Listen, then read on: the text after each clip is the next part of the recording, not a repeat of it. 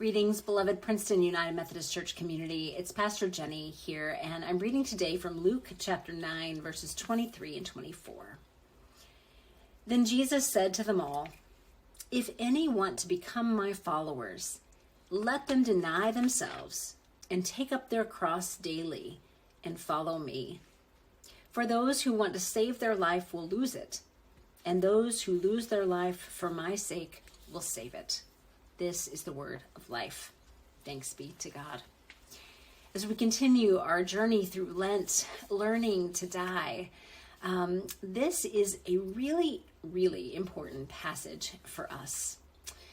You know, Jesus talks about death a lot in the Gospels, and much of the time, he's actually talking about his own death. And very frequently, the disciples do not want to talk about it, don't want to hear it. It really is at cross purposes from their understanding of who the Messiah is, who a great teacher is, who God is.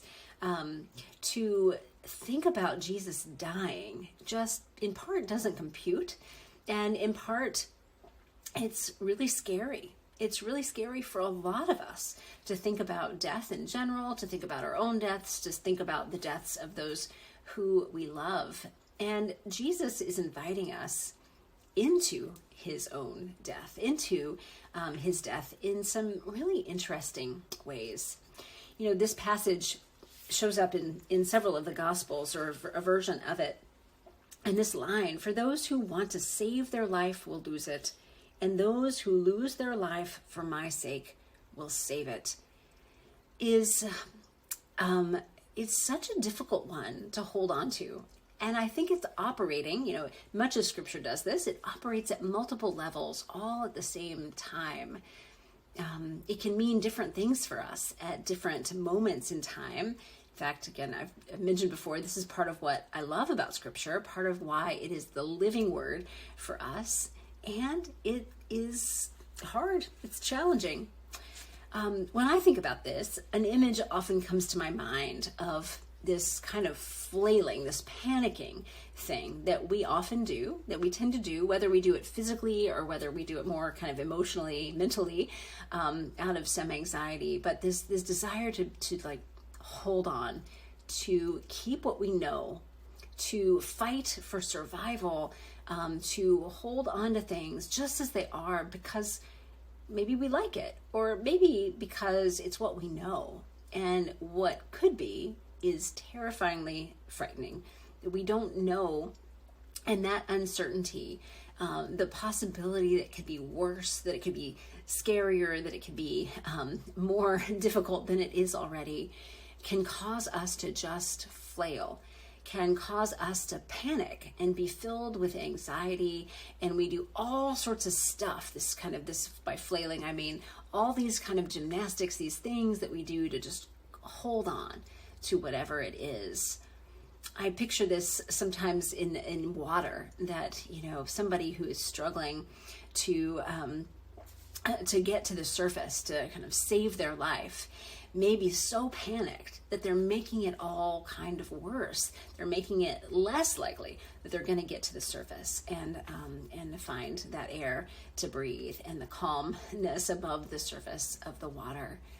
I think we do this in a lot of ways. But I wonder for you today, what this line means for you. I invite you to just read it over and over a couple of times. It's Luke chapter 9, verse 24, verse 24, and to sit with it for a little bit and to listen to what stirs up in you, but also to listen for what God is inviting you to in this moment with it, to listen to how the images that God is inviting you to experience with it, to listen to how it is connecting with your life today. So let me read it again.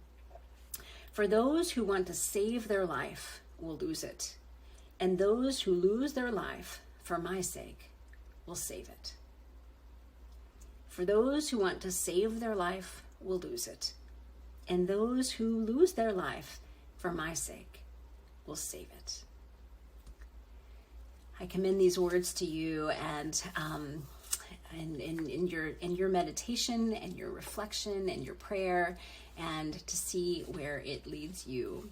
We'll continue to talk about it on Sunday as we look the whole passage and more about learning to die.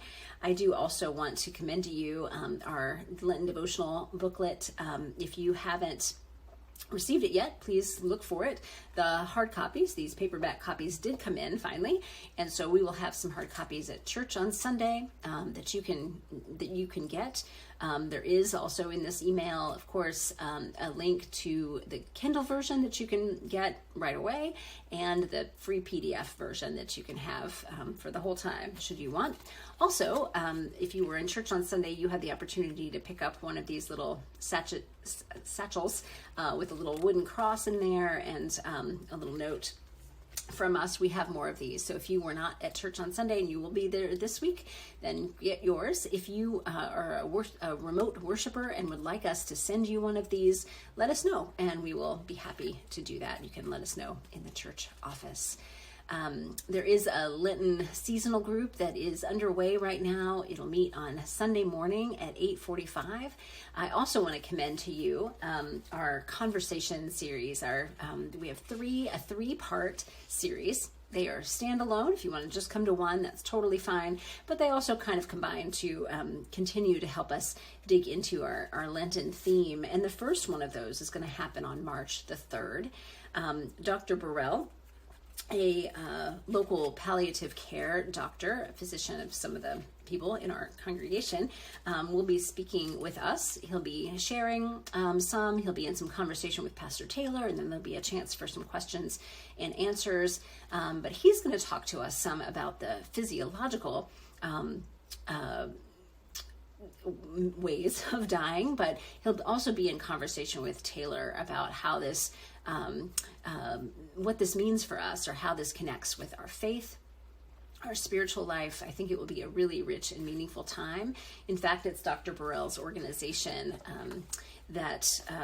if you buy this from us at the church, not from Amazon, but if you buy it from the church, the cost difference, we're asking you to pay $10 for it, about $4.50 of that will go to him and to his organization, to his organization, namely goalsofcare.org, and you can look more about what that is about.